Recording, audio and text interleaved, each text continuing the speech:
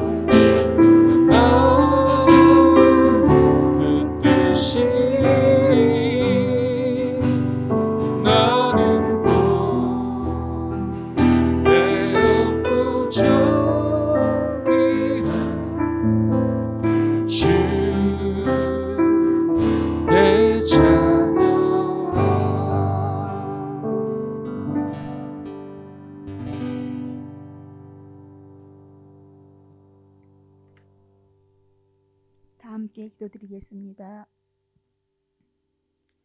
하나님은 우리의 피난처시요 힘이시니 환난 중에 만날 큰 도움이시라.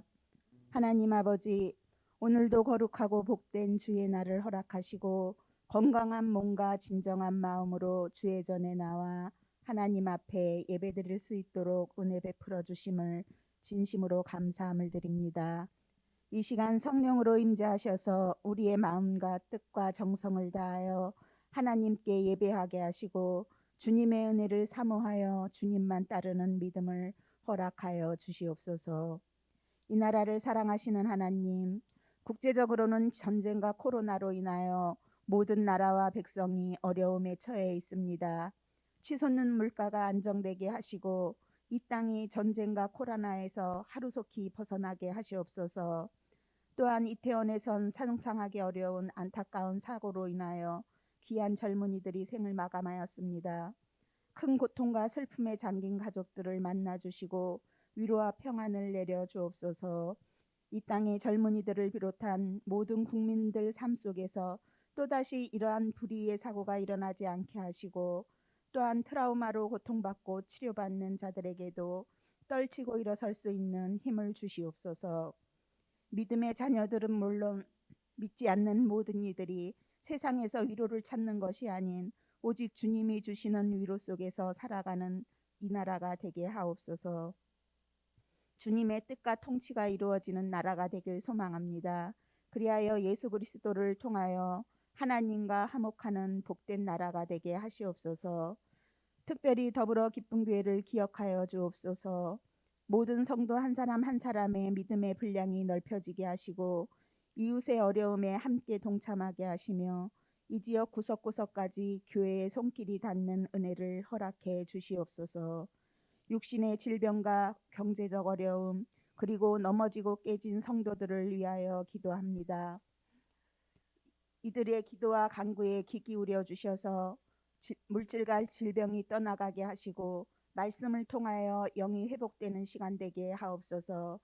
오직 주님만 바라고 저희의 앞길을 하나님께 온전히 맡기며 기도로 승리하는 모든 성도들이 되게 하옵소서. 또한 항인주 목사님, 주님의 귀한 말씀을 전하실 때에 피곤치 않게 하시고 선포되는 말씀을 통하여 저희의 굳은 심령이 치료와 위로와 변화가 임하는 능력의 말씀이 되게 하시옵소서. 또한 11월 17일은 수능 시험을 치르는 날입니다.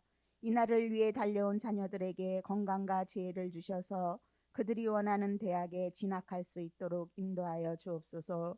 또한 이들이 올바른 복음 안에서 나라와 교회를 주님의 귀한 일꾼으로 성장할 수 있도록 축복하여 주옵소서.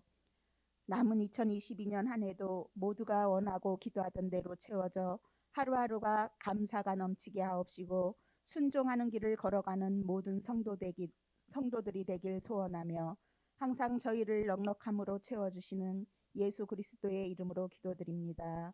아멘.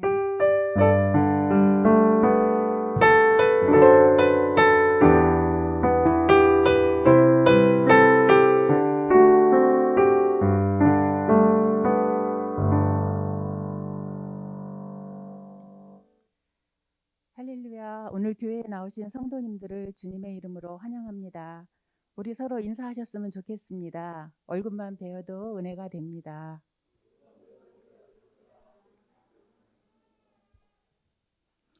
교회 광고 안내를 드리겠습니다. 다음 주일은 추수감사절입니다. 추수감사주일입니다. 강단 장식을 위한 물품은 오늘까지 접수를 받으며 오늘까지 준비가 안 되신 분들은 토요일에도 준비해 주시기 바랍니다. 강단 미화를 섬기실 분은 예배부장이신 이혜정 권사님께 신청해 주시기 바라며 다음 주 속회는 연합속회로 모입니다. 운영위원회 회의가 다음 주일에 진행됩니다. 운영위원들께서는 일정을 참고해 주셔서 모두 참석해 주시기 바랍니다. 대학 수학 능력 시험이 이번 주 목요일에 있습니다. 우리 교회의 고재인 학생이 시험을 치르게 됩니다. 많은 격려와 기도 부탁드리며 우리나라 교육과 다음 세대를 위해서도 중보해 주시기 바랍니다. 찬양 인도자로 예배를 섬겨주셨던 임명선 권사님께서 오늘 사임합니다. 권사님의 가정과 앞으로의 사역을 위해 기도해 주시기 바랍니다. 오늘 방문 예배로 선한목자교회 김종순 속회에서 우리 교회를 방문해 주셨습니다. 방문해 주신 교우들께서는 잠시 자리에서 일어나 주시기 바랍니다. 박수로 환영해 주시기 바랍니다. 착석해 주십시오. 다음 주일 임사자는 기도의 김강남 장로님, 성경봉독의 김연호 권사님이며 안내는 일속, 식사는 이속입니다. 한 주간 기도로 준비해 주시길 바랍니다. 이 시간 주님의 말씀을 함께 보도록 하겠습니다. 주님을 경외하는 마음으로 다 자리에서 일어나시겠습니다. 오늘 주님께서 우리에게 주시는 말씀은 누가복음 7장 36절로 50절 말씀입니다. 저와 여러분 한 절씩 교독하시겠습니다. 한 바리새인이 예수께 자기와 함께 잡수시기를 청하니 이에 바리새인의 집에 들어가 앉으셨을 때에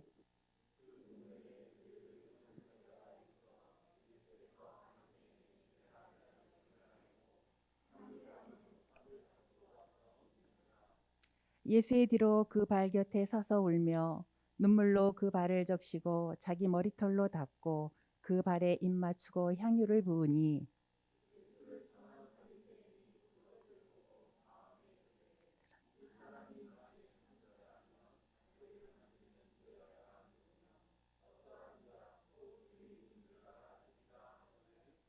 예수께서 대답하여 이르시되 시몬아 내가 네게 이를 말이 있다 하시니 그가 이르되 선생님 말씀하소서.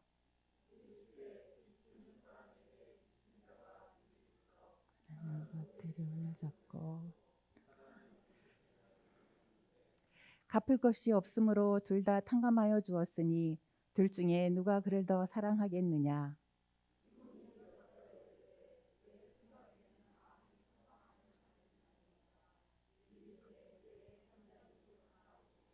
그 여자를 돌아보시며 시몬에게 이르시되 이 여자를 보느냐. 내가 내 집에 들어올 때 너는 내게 발 씻을 물도 주지 아니하였으되 이 여자는 눈물로 내 발을 적시고 그 머리털로 닦았으며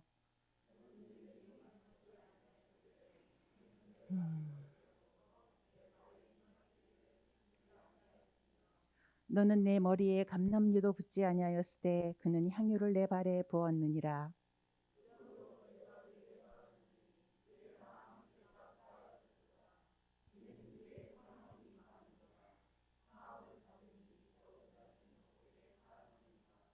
이에 여자에게 이르시되 내 죄 사함을 받았느니라 하시니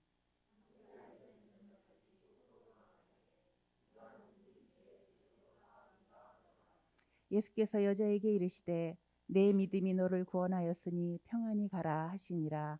아멘. 주님께서 오늘 우리에게 주시는 말씀입니다. 다 자리에 앉으시겠습니다.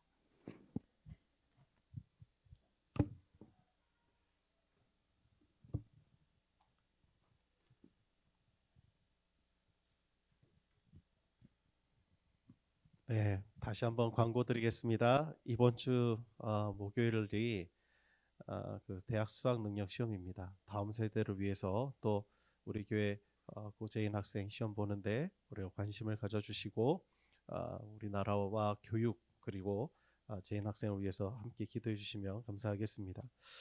그리고 그동안 우리 교회에서 찬양 인도로 섬겨주셨던 임명성 고사님께서 오늘을 끝으로 사임을 하시게 되었습니다. 가정의 사역을 위해서 기도해 주시면 감사하겠는데 우리 임명성 권사님 뒤에 계시네요. 우리 뒤에 보시고 그동안 너무 수고 많으셨습니다. 감사합니다라는 마음으로 뜨겁게 박수 우리 보내주시면 감사하겠습니다. 네, 너무 감사합니다. 네, 네, 아이고, 네, 감사합니다. 이따가 예배 후에 좀 격려해 주시고 같이 인사해 주시면 감사하겠습니다. 네, 다음 주가 추수감사주일이죠.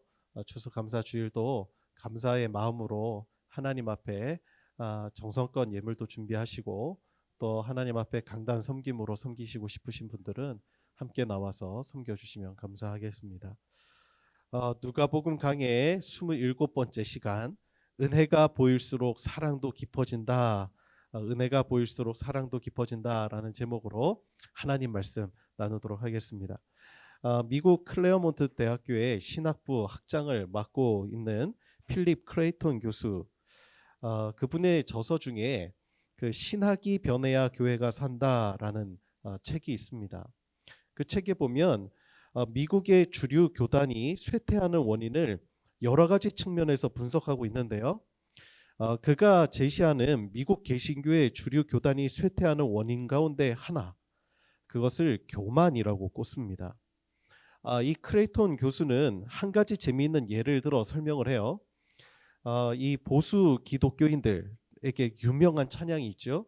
그 나 같은 죄인 살리신 어메이징 그레이스입니다.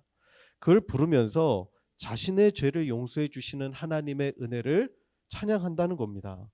그러나 그러한 보수적인 개신교인들은 자신과 다른 모습의 사람들, 즉 예를 들어 유색인종 혹은 빈곤층이나 노숙자들에게는 하나님의 놀라운 은혜가 전혀 임할 수 없는 것처럼 생각하고 행동한다는 것입니다.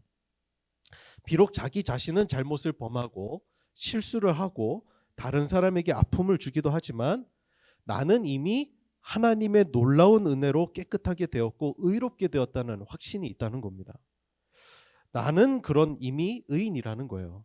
그런데 나와 다른 사람들, 백인이 바라보는 유색인종들 또는 경제적인 중산층이 바라보는 빈곤층이나 노숙인들에게는 그들을 구원하시는 하나님의 놀라운 은혜가 없는 것처럼 그렇게 여기는 경향이 소위 믿음이 좋다는 사람들, 이 보수적인 기독교인들 사이에 널리 퍼져 있다는 지적을 그가 하고 있습니다. 오늘 본문에 등장하는 시몬이라는 이름의 바리새인이 바로 그 대표적인 인물입니다. 오늘 본문에는 예수님을 중심으로 두 사람이 등장하고 있는데요. 그 한 사람은 시몬이라는 이름의 바리새인이고요. 또 다른 사람은 이름을 알 수 없는 여인입니다. 오늘 본문은 그녀의 이름 대신에 하나의 수식어를 붙여주지요. 그것은 죄를 지은 한 여자라고 합니다. 우리가 함께 읽은 본문을 찬찬히 한번 묵상하다 보면요, 이 시몬이라는 이름의 바리새인과 죄를 지은 한 여자가 서로 비교되고 있다는 사실을 깨닫게 됩니다. 그런데 중요한 것은 이 바리새인 시몬이 사람을 바라보는 기준과 예수님이 사람을 비교하는 기준이 다르다는 사실입니다. 먼저 바리새인 시몬이 사람을 비교하는 기준은 이 사람을 비교함에 있어서 그가 얼마나 의로운 삶을 살고 있느냐, 그것을 기준으로 삼고 있습니다. 36절에 보면 이 시몬에 관한 한 가지 설명이 등장하지요. 36절을 함께 보십시다. 제가 읽어드릴게요. 한 바리새인이 예수께 찾아 자기와 함께 잡수시기를 청하니. 이 시몬에 관한 설명이 부연 설명이 되고 있죠. 그는 바리새인이라고 하는 사람이었습니다. 이 바리새인이라고 하는 뜻은 분리된 자들이라는 뜻이에요. 하나님을 위해 구별된 삶을 자처하는 사람들이었습니다. 그래서 스스로 바리새인이라고 칭했지요. 다시 말해 이 시몬은 바리새인으로서 하나님의 율법에 근거하여 구별된 삶을 살아가고 있었습니다. 거룩한 삶을 살았다고 자부하는 것이죠. 반면에 이 바리새인 시몬의 집에 들어온 한 여인에 대한 수식어는 죄입니다. 37절을 보세요. 그 동네에 죄를 지은 한 여자가 있어. 다른 설명이 필요하지 않죠. 그의 이름이 무엇인지도 알 수가 없습니다. 여러분, 이름이 없다는 것은 인격체로서 인정을 받지 못했다라고 하는 그런 뜻입니다. 여러분, 우리가 감옥에 수감 중인 죄수에게 특징이 뭐죠? 이름이 없어요. 죄수들에게는 명찰 대신 수용번호, 수감번호가 그에게 주어집니다. 마치 이 여인도 마찬가지죠. 이 여인도 마치 수감번호처럼 그녀에게 낙인 찍혀 있는 것이 있었어요. 그녀의 이름이 아니라 죄를 지은 한 여자라는 그런 꼬리표가 붙어 있더라는 것입니다. 시몬의 이름 앞에는 구별된 사람들이라는 의미인 바리새인이라는 수식어가 붙는다면 이 여자의 이름 앞에는 죄를 지은이라고 하는 수식어가 붙습니다. 그러니 이 바리새인 시몬의 눈에는 물론이고 그 동네 모든 사람들의 눈에 바리새인 시몬과 한 여인 사이에는 큰 차이점이 발견되는 것이죠. 그 차이점이 무엇입니까? 한 사람은 거룩하고 의로운 삶을 살고 있는데 다른 한 사람은 죄인이라고 하는 그런 낙인입니다. 그런 시선입니다. 그러나 예수님께서 사람을 비교하시는 그 기준은 다릅니다. 예수님께서는 그 기준을 이렇게 말씀하십니다. 누가 예수님을 더 사랑하는가? 누가 더 예수님을 사랑하는가? 그게 주님이 사람을 보시는 기준이더라 하는 거예요. 자, 36절을 다시 한번 보세요. 36절에서 누가는 시몬이라는 이름의 바리새인이 예수님을 위해 행했던 내용이 무엇인지를 기록하고 있는데요. 그것은 예수님을 자신의 집에 초대해서 식사 대접을 하는 거였어요. 예나 오늘이나 누군가에게 식사를 대접한다는 것은 그 사람에 대한 마음이 있다는 것이죠. 마음의 표현입니다. 하지만 이 바리새인 시몬이 예수님을 초청한 이유는 그것과는 좀 달랐어요. 예수님을 사랑해서라기보다는 예수님에 관한 호기심 그리고 예수님을 시험하고자 했던 마음이 컸습니다. 44절에서 46절을 함께 보실까요? 44절에서 46절 제가 읽어드리겠습니다. 그 여자를 돌아보시며 시몬에게 이르시되 이 여자를 보느냐? 내가 내 집에 들어올 때에 너는 내게 발 씻을 물도 주지 아니하였으되 이 여자는 눈물로 내 발을 적시고 그 머리털로 닦았으며 너는 내게 입맞추지 아니하였으되 그는 내가 들어올 때로부터 내 발에 입맞추기를 그치지 아니하였으며 너는 내 머리에 감람유도 붓지 아니하였으되 그는 향유를 내 발에 부었느니라. 당시 문화적인 배경에서 한번 보면 이 초청하는 주인이 마땅히 이 손님에게 대접해야 될 것들이 있었습니다. 그것은 이 발의 먼지를 털 수 있는 그런 발 씻을 물을 제공하는 것이고, 그리고 당연히 사람이 오면 안고 입맞추며 인사를 해야 되는 것이 당연한 것입니다. 그리고 머리에 기름을 부을 향유를 주는 것이죠. 이것이 기본적으로 그들의 문화에 있어서는 손님을 맞이할 때 해야 될 당연한 행동이었습니다. 상식이었어요. 그런데 오늘 예수님을 초청하는 그 집의 주인, 그 바리새인 시몬은 예수님께 마땅히 해야 될 것조차 하지 않았다라는 것입니다. 예수님을 그가 어떤 마음으로 바라보고 있는가 하는 것이 이 말씀에 다 그대로 드러나고 있는 것이죠. 또한 그는 예수님을 당연한 것으로 접대하지 않았을 뿐더러 그것을 넘어서 예수님을 시험하기까지 합니다. 39절의 말씀이죠. 제가 읽어드리겠습니다. 예수를 청한 바리새인이 그것을 보고 마음에 이르되 이 사람이 만일 선지자라면 자기를 만지는 이 여자가 누구며 어떠한 자 곧 죄인인 줄을 알았으리라 하거늘. 그러니 지금 시몬의 마음에 예수님의 시험하는 거예요. 이 사람이 진짜 선지자인지 아닌지. 만약에 진짜 선지자라면 이 여인이 지금 자신의 발을 지금 닦고 있는 이 여인이 누구인지 알았을 거다. 그 사람도 그렇기 때문에 예수님이 그 여인에 대한 태도도 자신들과 똑같은 태도로 보이실 거라는 것을 그가 기대하고 있는 것이죠. 예수님을 마음속으로 시험하고 있는 것입니다. 하지만 반면에 이 죄를 지은 여자는 예수님을 사랑하는 마음으로 전심을 다해 예수님을 섬기고 있습니다. 그녀가 예수님을 향한 자신의 사랑을 어떻게 표현했는지가 37절에서 38절이 기록하고 있죠. 제가 읽어드릴게요. 그 동네에 죄를 지은 한 여자가 있어 예수께서 바리새인의 집에 앉아 계심을 알고 향유 담은 옥합을 가지고 와서 예수의 뒤로 그 발 곁에 서서 울며 눈물로 그 발을 적시고 자기 머리털로 닦고 그 발에 입 맞추고 향유를 부으니. 눈물로 예수님의 발을 적셨습니다. 자신의 머리털로 예수님의 발을 닦고 예수님의 발에 입을 맞추고 그 발에 향유를 붓기 시작합니다. 가장 낮은 자세로 예수님을 섬기고 있는 것입니다. 이것이 예수님을 향한 그녀의 마음이었던 것이죠.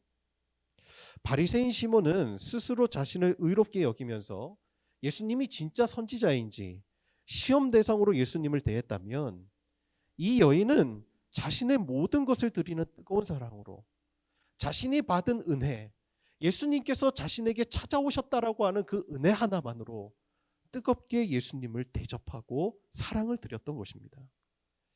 그리고 오늘 본문을 기록한 이 누가가 이 여자가 예수님을 얼마나 사랑했는지를 자신의 눈물로, 자신의 머리카락으로, 자신이 가져온 귀한 향유로 예수님의 발을 씻기는 장면을 클로즈업하고 있더라는 것입니다.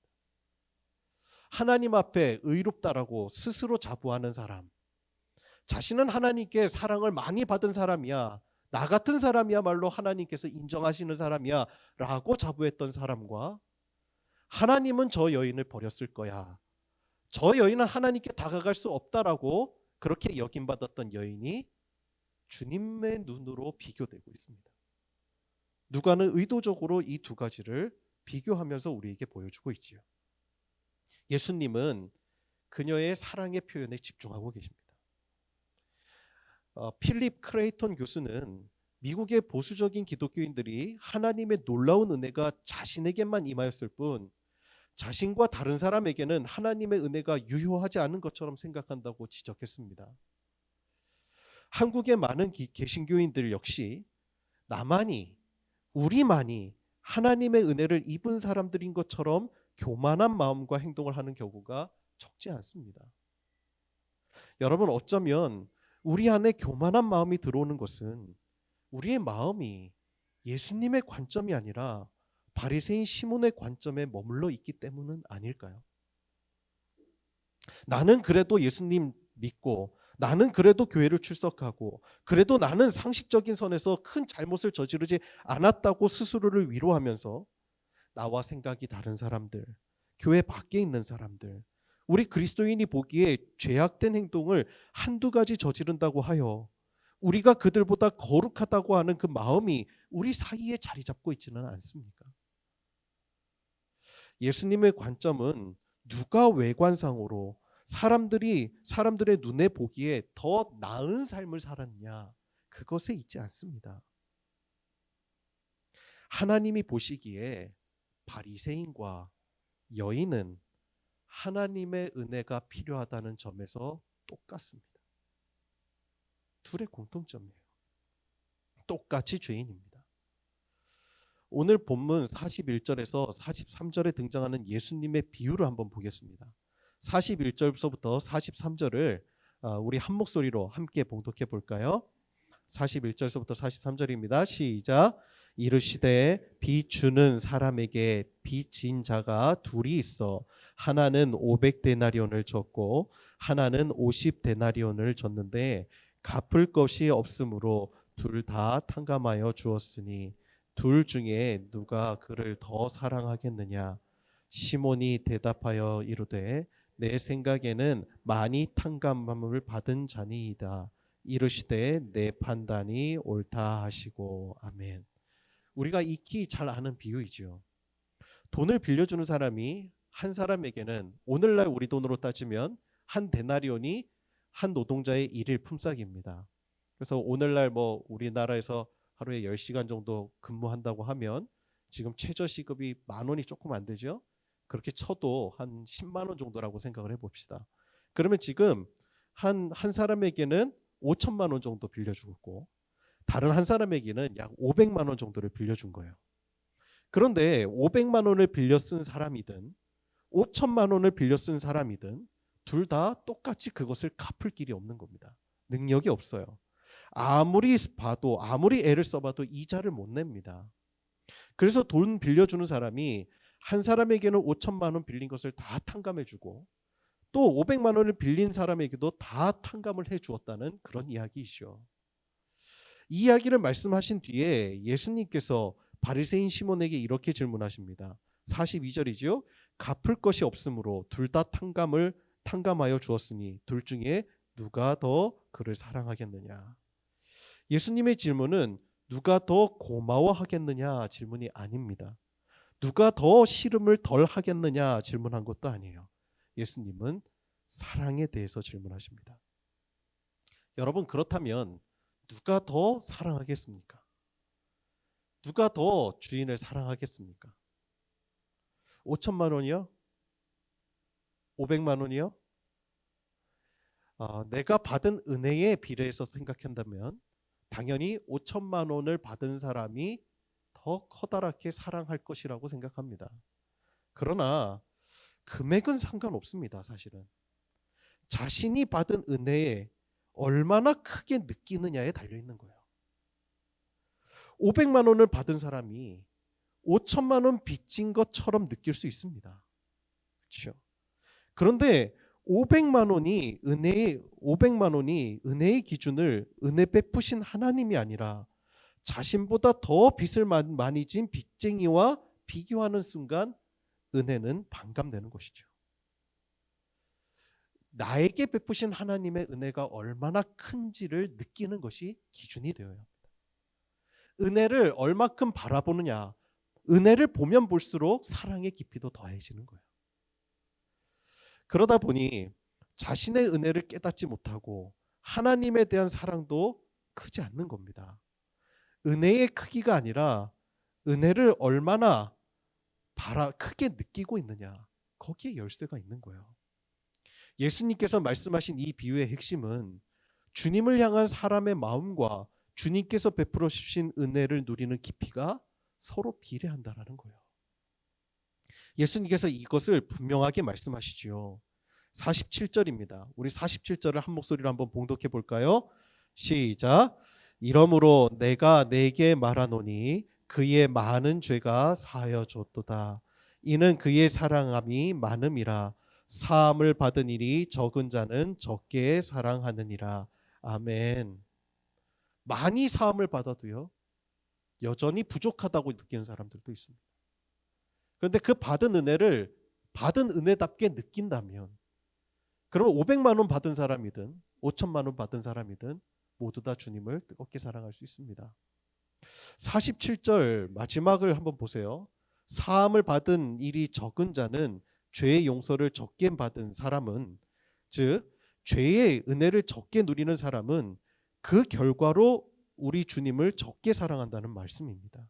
이 말을 반대로 뒤집으면, 누군가 예수님을 믿는 그리스도인이라고 하면서 예수님을 적게 사랑한다면, 예수님을 사랑하기는 하지만 뜨겁게 사랑하지는 않는다면 그는 예수 그리스도께서 베풀어 주신 죄의 용서의 은혜를 적게 느끼고 있다는 것입니다.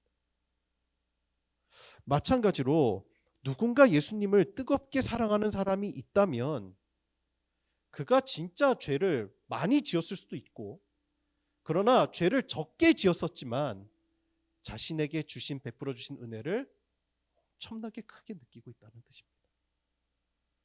여러분, 예수님을 뜨겁게 사랑하는 이유가 무엇입니까? 하나님의 은혜가 나의 죄보다 더 크다는 사실을 깨달았기 때문이에요. 내 의가 더 낫다라고 생각하는 순간, 다른 사람이 비교의 대상이 되는 순간 은혜는 가려집니다. 내가 저 사람보단 낫지, 그것이 우리의 비교 기준이 아닙니다. 하나님이 나를 얼마나 커다란 은혜로 베푸셨고 사랑하셨는가, 그것이 기준이 되는 순간에 우리는 하나님을 뜨겁게 사랑할 수 있다는 거예요. 그렇다면 여러분, 제 질문에 한번 답을 해보세요. 오늘 본문에 등장하는 왜 바리새인 시몬은 자신의 집에 들어온 그 여인과 같이 예수님을 뜨겁게 사랑하지 못했을까요? 이유는 명확하죠. 단순합니다. 자기의 의가 하나님의 은혜를 가리웠기 때문이에요. 자기의 의로 인해서 자신조차 여인과 같이 하나님의 은혜가 필요한 죄인이라는 사실을 깨닫지 못하는 겁니다. 겉으로는 거룩해 보여요. 외관상으로는 바리새인이지만 그의 마음에는 은혜가 없어요.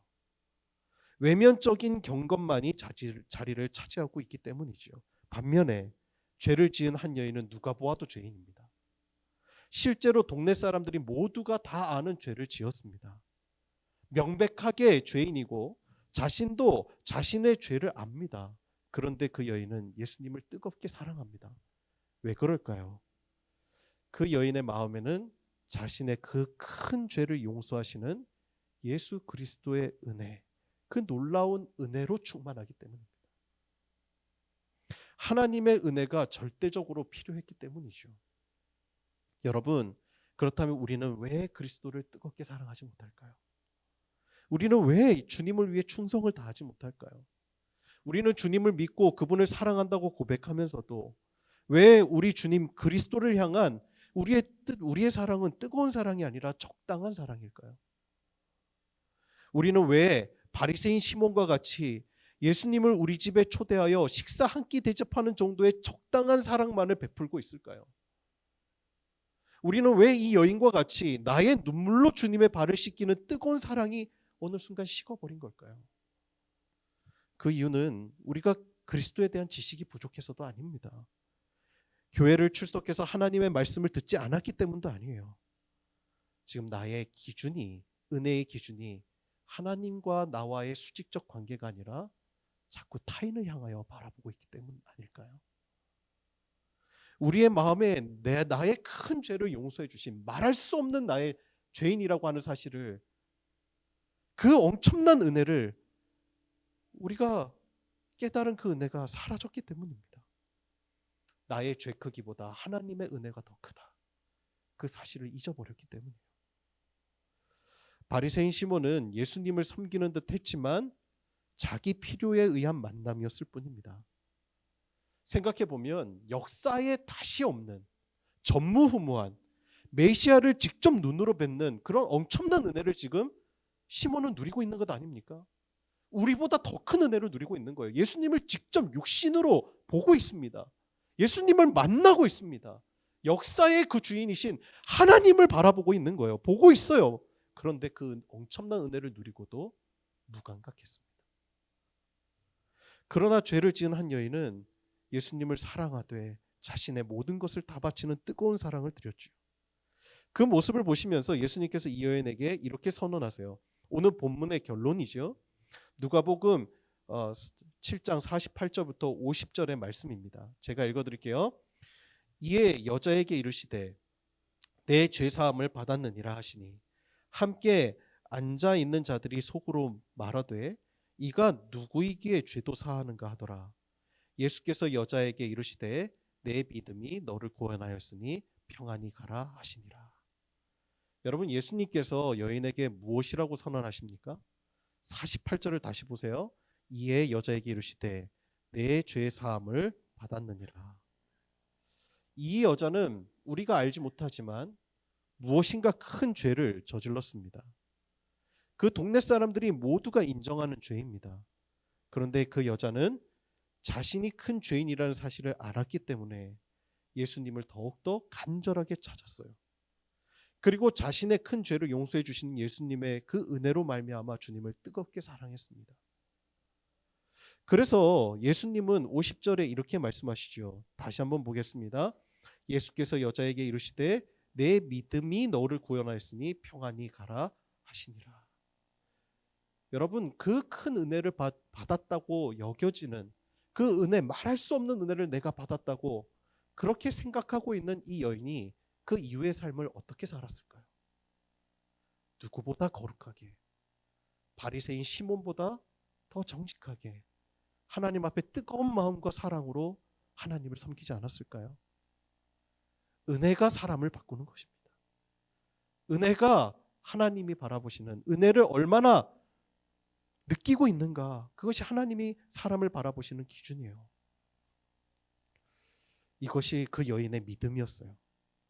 자신의 죄악이 크지만 그 죄악을 예수님께서 용납하시고 받아주셨다는 그 믿음, 그것이었어요. 그런데 바리새인 시몬을 비롯해서 그날 그 시몬의 집에 초청받은 사람들도 있었습니다. 아마 그 친구들 역시 같은 바리새인이었을 거예요. 그들은 예수님에 대해서 무관심했습니다. 예수님께서 베풀어 주시는 죄의 용서의 그 깊이를 그들은 깨닫지 못했어요. 바로 그 장면이 49절에 등장하죠. 49절을 다시 한번 보세요. 함께 앉아 있는 자들이 속으로 말하되 이가 누구이기에 죄도 사하는가 하더라. 그들은 예수님께서 베풀어 주신 죄의 용서의 그 은혜를 누리며 그 감격에 젖는 것을 고사하고 예수님께서 죄를 용서해 주실 수 있다는 사실조차 깨닫지 못하고 있습니다. 그들은 바리새인으로서 겉으로 거룩한 삶을 살아나는 듯 보이려고 최선을 다해요. 그러나 자신의 마음을 가득 채우고 있는 죄악의 뿌리를 예수님께서 제거해 주실 수 있다라고 하는 그 놀라운 복음의 신비를 알지 못하고 있는 거죠. 예수님께서 지금 눈앞에 계셔도 그들은 구원의 진리를 알지 못하는 겁니다.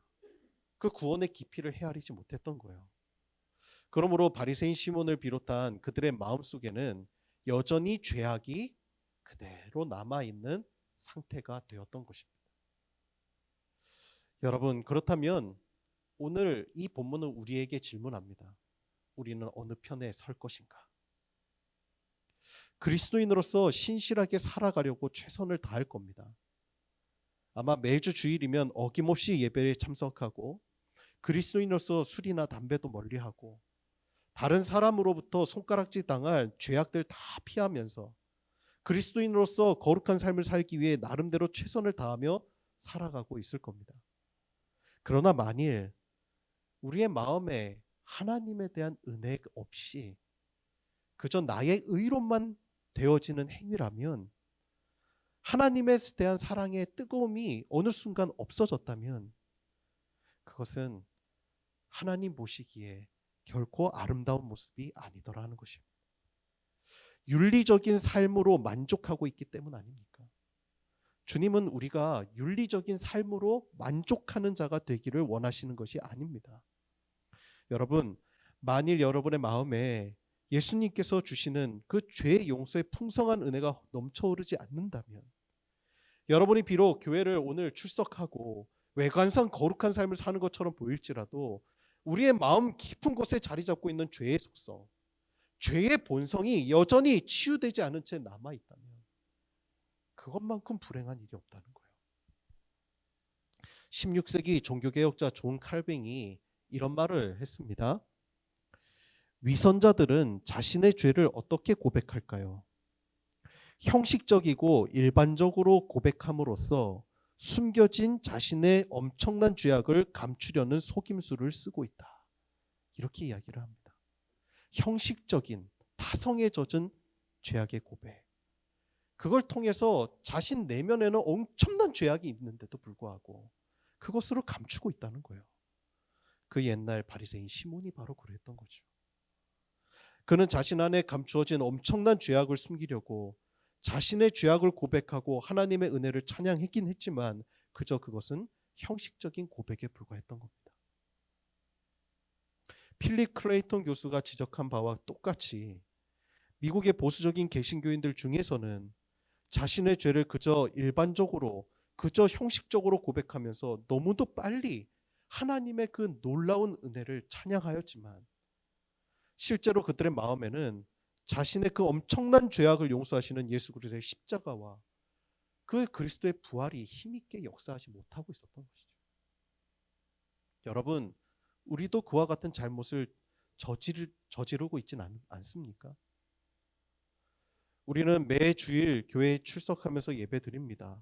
적어도 일주일에 한 번 설교 들으면서 하나님의 말씀을 배웁니다.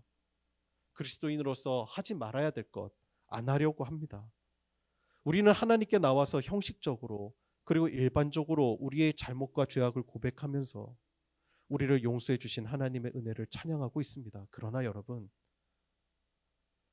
우리의 마음에 주님을 향한 뜨거운 사랑이 없다면 그저 식사 한 끼 대접하는 정도의 그럭저럭 그런 사랑하는 것이 아니라 우리의 눈물로 그분의 발을 씻기고 우리의 머리카락으로 그분의 발을 닦으며 우리의 가장 귀한 것을 그분의 발에 부어드릴 수 있는 그런 뜨거운 사랑이 없다면 우리의 마음은 예수 그리스도의 죄의 용서, 그 은혜가 풍성하지 못한 것입니다. 곧 우리의 마음에 진짜 큰 죄악은 여전히 우리 안에 건재하고 있는 것이죠. 이것이 오늘 본문에 등장하는 바리새인 시몬의 모습이요, 또한 은혜를 누리지 못하는 우리의 모습이리라 싶습니다. 그러나 오늘 본문은 바리새인 시몬과 대비되는 다른 사람을 소개하고 있지요. 바리새인의 집에 들어갔던 여인입니다. 그녀는 처음 죄를 지은 한 여인이라는 수식어를 갖고 있었습니다. 그러나 그는 사람들 앞에서는 물론이고 하나님 앞에서도 큰 죄인이라는 사실을 뼈저리게 느꼈습니다. 그래서 예수님을 더욱 간절하게 붙잡게 되었습니다.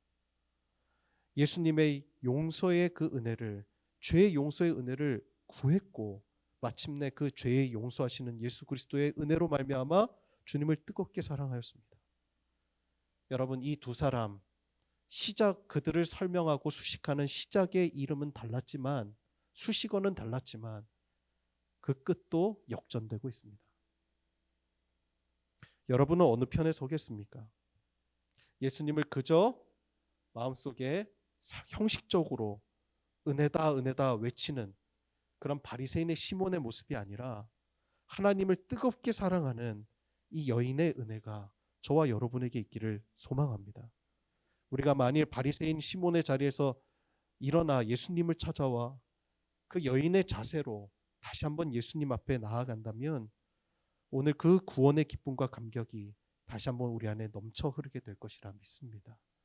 여러분, 우리는 다 하나님의 은혜를 엄청나게 받은 자입니다. 은혜가 보일수록 주님에 대한 사랑도 깊어집니다. 주님에 대한 뜨거운 사랑이 회복되어지는 저와 여러분 되시기를 주님의 이름으로 축원합니다. 기도하겠습니다.